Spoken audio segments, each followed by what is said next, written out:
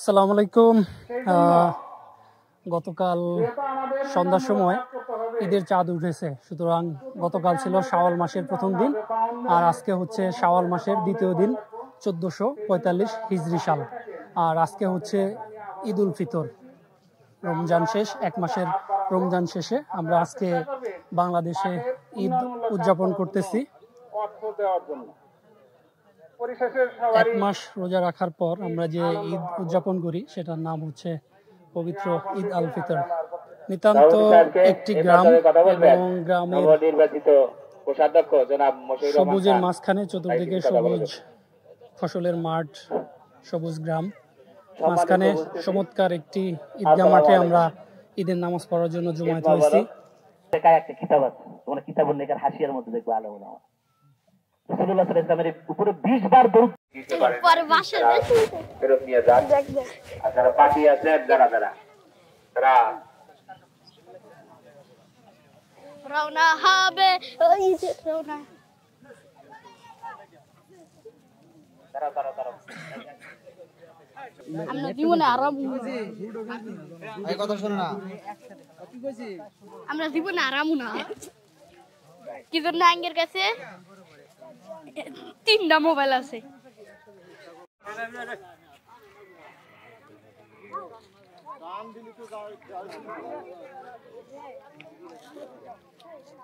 Normally সকালের দিকে ঈদের নামাজ পড়া হয়, এবার আমরা দেরি করে নামাজ পড়ছি 9:30টার পর।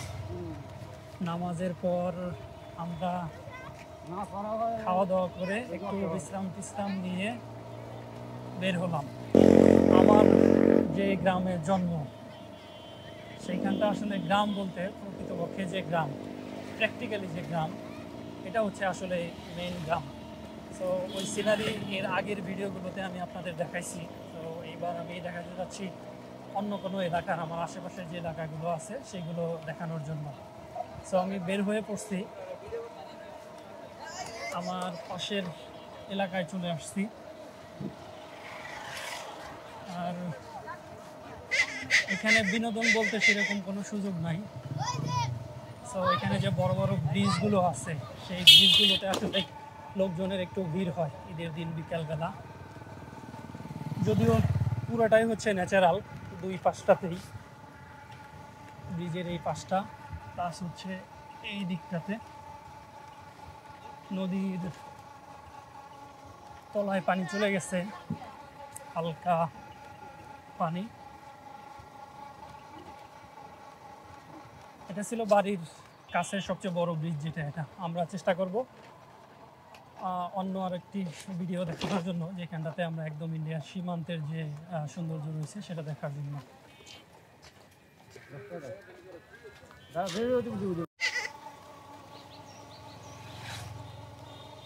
এলাকার যে মাধ্যমিক স্কুল রয়েছে বা উচ্চ বিদ্যালয় রয়েছে সেইখানে অনুষ্ঠান হচ্ছে। তো ওই অনুষ্ঠানে আসলে আমি ইন্টারেস্ট বিন্দু মাত্র নাই, কারণ হচ্ছে ওইটা কিন্তু আসলে শহরে কেন্দ্রিক হয়ে যাচ্ছে। শহরে যেরকম অনুষ্ঠান হয় সেরকম অনুষ্ঠান হয়ে যাচ্ছে। তো ওই ফিলটা আমি আসলে আপনাদের দিতে যাচ্ছি না। আমি আপনাদের একদম নিতান্ত গ্রাম অঞ্চলে ঈদের যে একটা আমেজ বা ঈদে নর্মালি একদম পল্লী গ্রামে যেটা হয় সেই ফিলটা দেওয়ার জন্য আসলে আমি একদম নীরব যে জায়গাগুলো আছে বা গ্রামীণ যে ফিল আছে সেই ফিলটা আমি আপনাদের দেওয়ার চেষ্টা করতেছি। সেই কারণে আমার নিজের এলাকা থেকে সামান্য একটু দূরে আসা।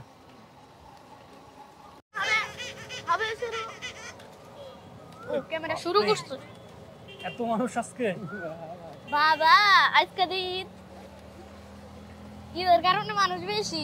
পূর্ববর্তী ভিডিওতে আমি গত বছর একটি ভিডিওতে দেখেছি এই ব্রিজের অবস্থান এবং ব্রিজ সম্পর্কে বিস্তারিত আমি আলোচনা করেছি। যারা দেখেন নাই দেখে নিতে পারেন আই বাটনে ক্লিক করে।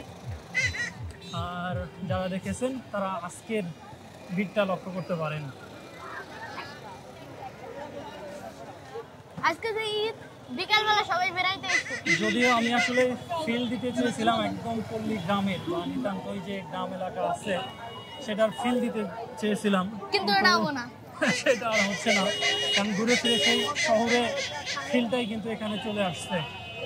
সেই গাড়ির বিভিন্ন গাড়ির হর্ন, প্রচুর মানুষ আর জ্যাম।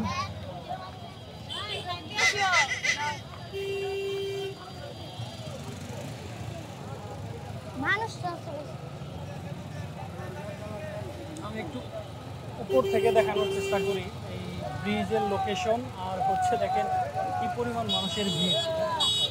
বিনোদনের রাস্তা বলতে কিন্তু, বিনোদনের মাধ্যম বলতে কিন্তু গ্রামে এই ব্রিজগুলোতে আসলে বিকেল বেলাটাতে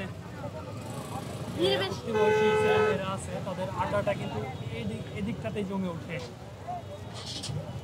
যেহেতু পার্ক বা অন্য কোনো অ্যামিউজমেন্টের পার্কের কোনো সুযোগ নেই, তো এই টাইপ অফ ব্রিজগুলোতে আসলেই ঈদের দিন বা অন্যান্য যে বিশেষ দিন রয়েছে সেইগুলোকে কেন্দ্র করে লোকজনের প্রচুর ভিড় লক্ষ্য করা যায়। বেশ উৎসব মুখর একটা পরিবেশ।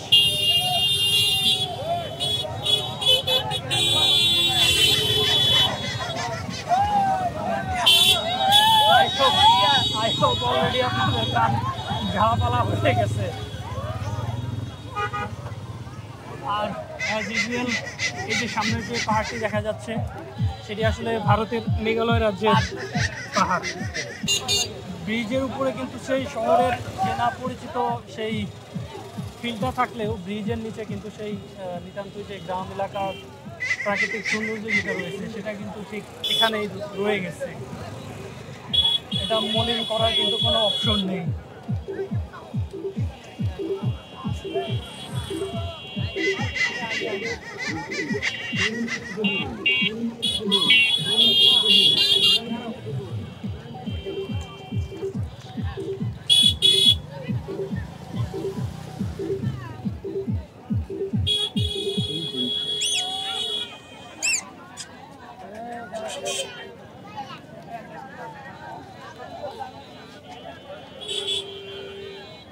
আজকে হচ্ছে এপ্রিলের 11 তারিখ, মানে 14 এপ্রিল, যেটা আসলে পয়লা বৈশাখ।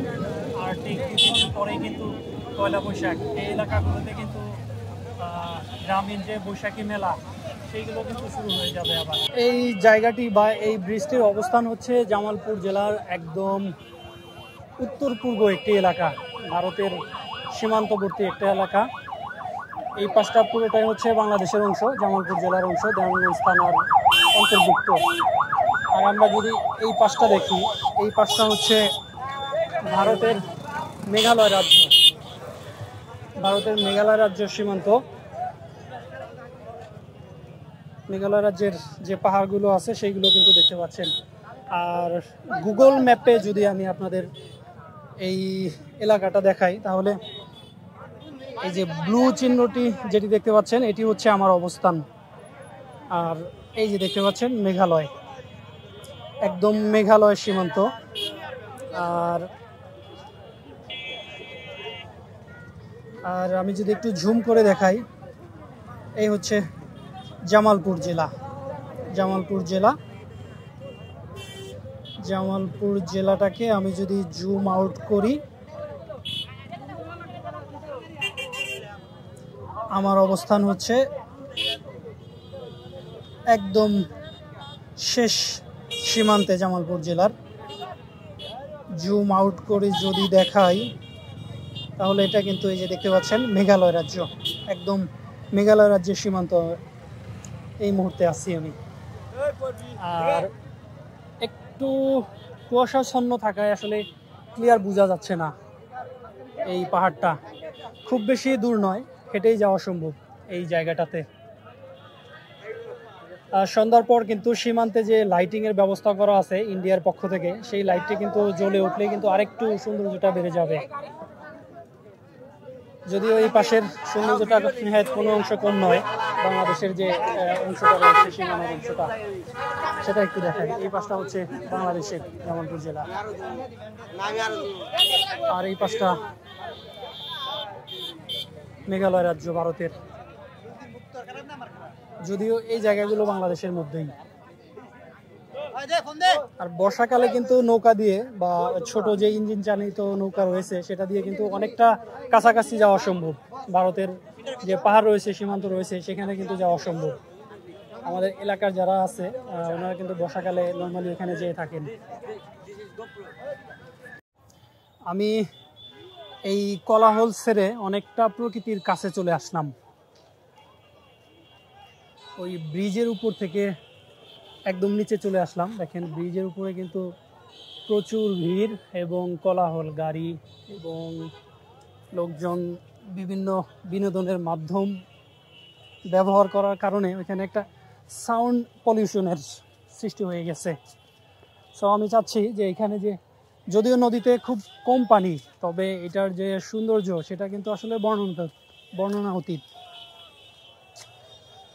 এটা আসলে বর্ণনা করে বোঝানোটা অসম্ভব যদি না সেটা চোখে দেখেন। সো চলুন একদম নদীর তীরে যাই।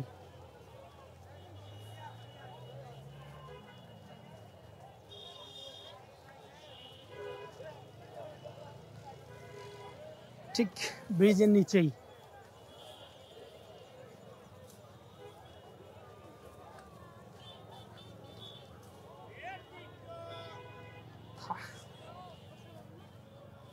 মেঘালয়ের যে পাহাড়, সেই পাহাড় বিধৌত যে পানিগুলো আছে, ঝর্ণা বা বৃষ্টি নামার ফলে যে পানিটা নেমে আসে পাহাড় থেকে, নেমেই কিন্তু ঠিক বাংলাদেশের জামালপুর জেলার দেওয়ানগঞ্জ থানার যে শেষ সীমানাটা রয়েছে সেটি দিয়েই কিন্তু এটি বয়ে যাচ্ছে। এটি আবার গিয়ে মিশেছে সেই পুরাতন ব্রহ্মপুত্র নদ যেটা আছে ময়মনসিংহের, সেখানে গিয়ে কিন্তু মিশে গেছে। আনন্দবাড়ি নবীনাবাদ প্রতি বছর রমজানের মধ্যে আসা হয়। আচ্ছা, আমরা বন্ধু বান্ধব সবাই একসাথে হই। আমরা মাদ্রাসায় থাকি, ঈদ ছাড়া আমাদের একসাথে হওয়া সম্ভব হয় না। এজন্য ঈদের সময় আমরা একসাথে হই এবং আমরা সময়টা উপভোগ করার জন্য চেষ্টা করি। ছাড়া আসা হয় না। আলহামদুলিল্লাহ আমাদের ভালো লাগে। হুজুর ভাইদের সাথে আমার পরিচয় হয়ে গেল। ওনারা মাশাআল্লাহ সবাই ভালো। তো ওনারাও ইন্টারেস্টেড ছিল যে পাহাড়ের আরেকটু কাছে যাওয়ার জন্য। সো আমারও একটু ইচ্ছা ছিল, কিন্তু ভয়ের কারণে আমি আসলে একা যাওয়া হয় নাই। সো ওনাদের সঙ্গ পেয়ে আসলে আমার সাহসটা বেড়ে গেছে। ওনাদেরও যেহেতু ইচ্ছা আছে, আমিও ওনাদের সাথে চলে আসলাম পাহাড়ের ঠিক একদম কাছাকাছি। বিকেলবেলা, তারপর হচ্ছে রোদ পড়ে যাওয়ার কারণে একদমই ছায়া হয়ে খানিকটা অন্ধকার হয়ে গেছে। যদিও একদম কাছাকাছি চলে আসছি, পাহাড়টা একদমই দৃশ্যমান। ঠিক আমরা কিন্তু এই যে ছোট্ট খালের মতো যে নদীটা আছে, এই নদীটা পার হইলেই কিন্তু ওপারেই হচ্ছে ইন্ডিয়ার সীমান্ত। মানে থাকো প্রভু আমি জামিনী, তবু তোমারি প্রেম জমে হৃদয় গহীনে। তুমি আসমানে থাকো প্রভু আমি জামিনে, তবু তোমারি প্রেম জমে হৃদয় গহীনে। আমি তোমারি গোলাম গো অন্য কারো নয়, আমি তোমারি গোলাম গো অন্য কারো নয়। আলিমুল গায়ব তুমি মালিক রব্বানা, আল্লাহু আল্লাহু আল্লাহু আল্লাহ। সবাই আল্লাহু আল্লাহু আল্লাহু আল্লাহ। মাশাআল্লাহ, আসছিলাম আমরা ঘুরতে ঘুরতে এসে যাক একটা সাংস্কৃতিক বিকাল হয়ে গেল, যদিও সন্ধ্যা হয় নাই এখনো। সাংস্কৃতিক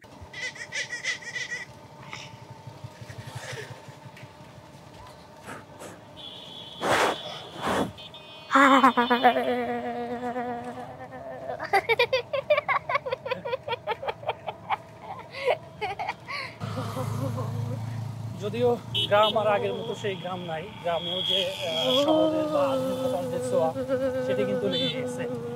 রাস্তাঘাট, তারপর হচ্ছে বিদ্যুৎ এবং অন্যান্য যে সুযোগ সুবিধা সবগুলো কিন্তু রয়ে গেছে, সেটার ছোঁয়া কিন্তু রাস্তাঘাটেও দেখা যাচ্ছে। শহরের মতো শহর আর গ্রাম শহরই ধরা লাগে, শহরই ধরা যায়। হ্যাঁ,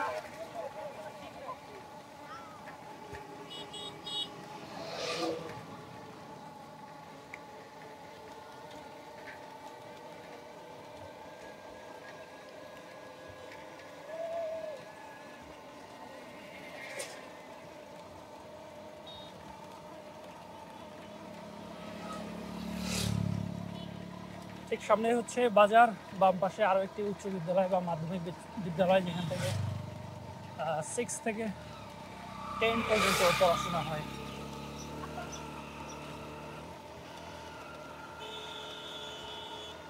শীতকালে তুমি আসি অফটাকে আমি একটা দেখতে আরও একটি বাজারের শুরু, বাজারটা আমি দেখাতে চাচ্ছি না। হ্যালো গাইস, আমি হলো পেনপেনি খালি মামার পেনপেনি করি। সবুজের মাঝখানে এক টুকরো লাল, ওই যে সূর্য ডুবে যাচ্ছে। এক টুকরো লাল বাংলাদেশের আকাশে। জাতীয় পতাকার যে থিম, ওই থিমটা কিন্তু আসলে এই চিন্তাধারা থেকে নেওয়া হয়েছে, যে চতুর্পাশে সবুজের গাছপালা, গ্রামগঞ্জ এবং আর তো সকলে বাংলাদেশের পতাকা দেখায়, এটা সবুজ না, ওটা লাল। এই দেখুন হয়েছে ওরে সবুজ লাল আর সাদা উপরে, সবুজ আর লাল নেই তো। এ আল্লাহ, বাংলাদেশের পতাকা আছে না, সবুজ দুই যদিও মেঘের কারণে অর্ধেক সূর্য ঢাকা। মনে হয় না গেলে কাল আগুন ধরবো, আগুন আগুন।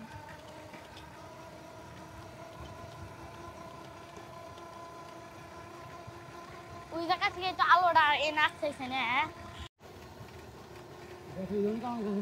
যে এলাকাতে যাচ্ছি সেই এলাকাতেই কিন্তু কমন একটা চিত্র, সেটা হচ্ছে ভুট্টা ক্ষেত আর হচ্ছে এই যে এই ধান ক্ষেত। এখন আমরা বাড়িতে গেতেছি। অলরেডি অন্ধকার হয়ে গেছে, আজান পড়ে যাবে কয়েক মিনিটের মধ্যেই, 5-6 মিনিটের মধ্যে আজান পড়ে যাবে। বাড়িরও অনেকটা কাছাকাছি চলে আসছি, আর মনে হয় 5 কিলোমিটার 4-5 কিলোমিটার গেলে বাড়িতে পৌঁছে যাবো ইনশাল্লাহ।